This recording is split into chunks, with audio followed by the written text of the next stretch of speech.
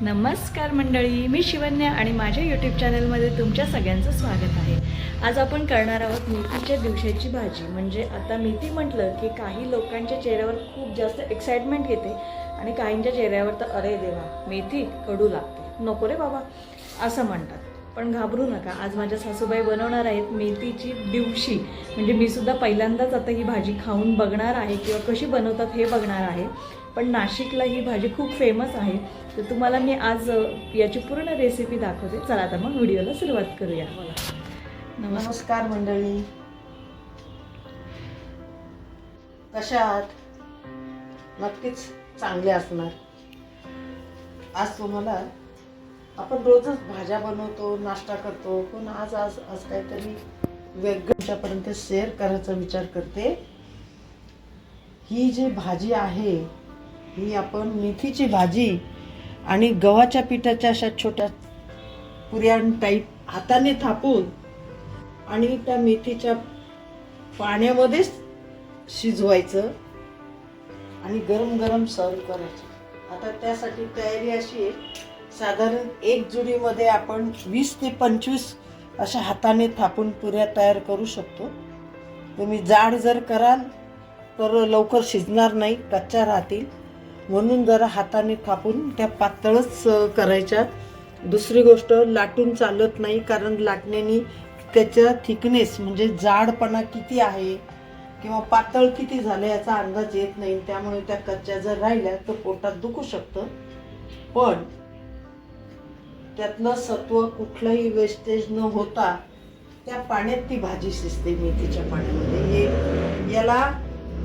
या भाजीला कोणी फळभाजी म्हणतं, कोणी दिवशे भाजी म्हणतात, असं ह्या भाजीचं नाव आहे। आता मी तुम्हाला ह्या पुऱ्यांची तयारी करून दाखवते। जेव्हा भाजी फोडणी घालील तेव्हा त्या कशा कढईत टाकायच्या मी एक 10 मिनिटात तुम्हाला दाखवते। त्यांनी थापण्यापेक्षा पुऱ्या का करत नाही, पुऱ्याने काय होतं त्याचं जाडपणा कळत नाही, आलं का लक्षात? आणि त्या जाड शिजायला पण वेळ लागतो, कच्च्या पण राहू शकतात, त्यांनी पोट पण दुखू शकतं, कारण हे गव्हाचं पीठ आहे। तर आपल्याला हे पाण्यात शिजवायचं असल्यामुळे त्याला आहे ना पातळ थापावं लागतात या अशा। तर ते तेल छान गरम करून घेतलंय, त्यानंतर त्यामध्ये गेलं हिंग,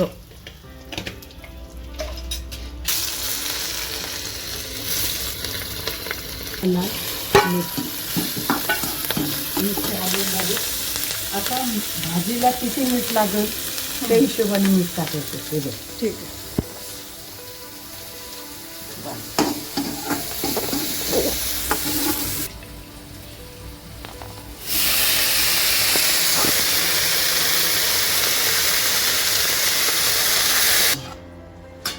आता हे हिंग, हळद, हिंग, मिरची, मेथी याचं उतरलेलं पाणी, एवढ्यात नाही पण ते त्याच बस काळपट काळपट दिसतं सगळं हिंगाचं। आता ही भाजी हलवून झालं एकदम व्यवस्थित, कलर पण छान आलाय तिला, हे झाली हलवून। आता ही अशी पसरवायची, हे बघ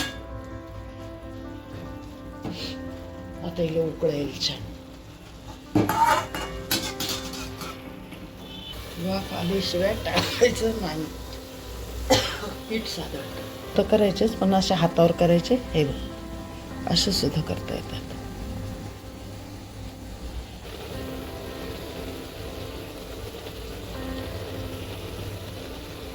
गरम पाणी आता ही भाजी ठेवताना कसं ठेवायचे, असं एक, हे बघ हे 2, हे असे का ठेवायचे तर भाजी मावलं पाहिजे। ती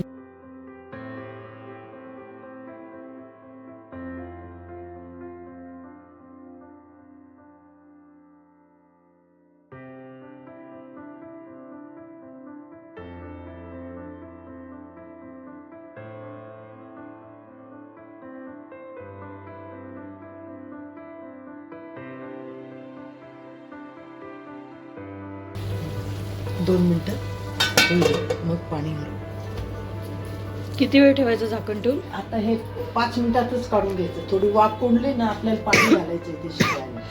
तेलकट झालं ना, असं तेलकट दिसायला पाहिजे।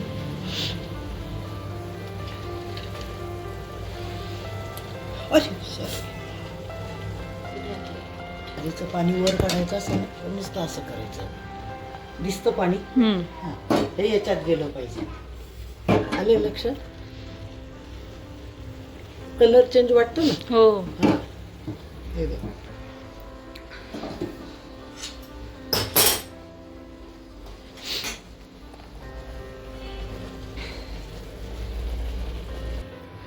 हे बघ, हे होत आले. याच्यात आणि याच्यात फरक बघ किती. असं ते शिजवावं लागतं.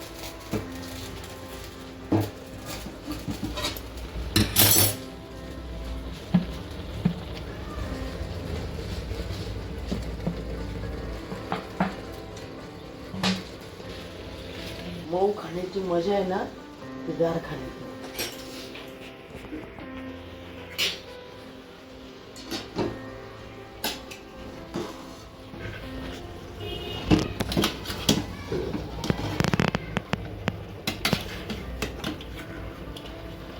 भरपूर पाणी आहे बरं का.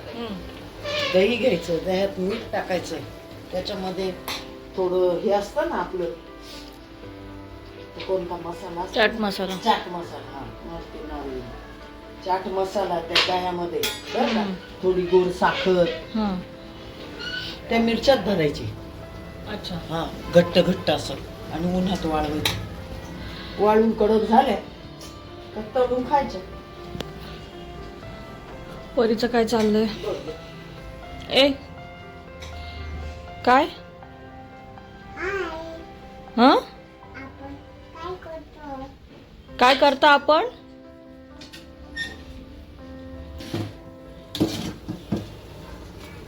असं हे हळूहळू वर घेत राहायचं. हा, भाजीची चव लागली पाहिजे ना. आता हे खालचे चांगले झाले, वरचे कच्चे आहेत ना अजून. हं? आणि पाणी इकडेच किती- बनवली जाते ना भाजी आणि बघ, नाशिकला. हो, बघू इकडे. पाणी. हे बघ, पाणी बघ किती भाजीला. जळत नाही, पण ह्या पाण्यात ते शिजले जातात. आलं का लक्षात? आता आपण गॅसवर हे ठेवू, झाकण आणि ठेवूया गॅस आणि थोडं मीडियम जर ठेवला ना, तर वरचे होतील, खालचे झालेत आता. हा, होऊ दे, पडल्या तेवढी किती वाट. मिनिटं आता? 20 मिनिटं. हा, पण 20 मिनिटं. पण गॅस बारीक पाहिजे, नाही तर तुम्ही काय करता? काय करते का तू? कसलं काम?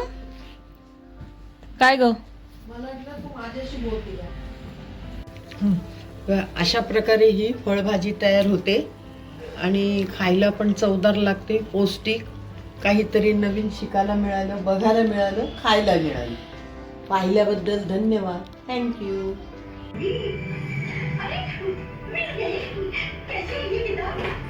अंग्रेजी है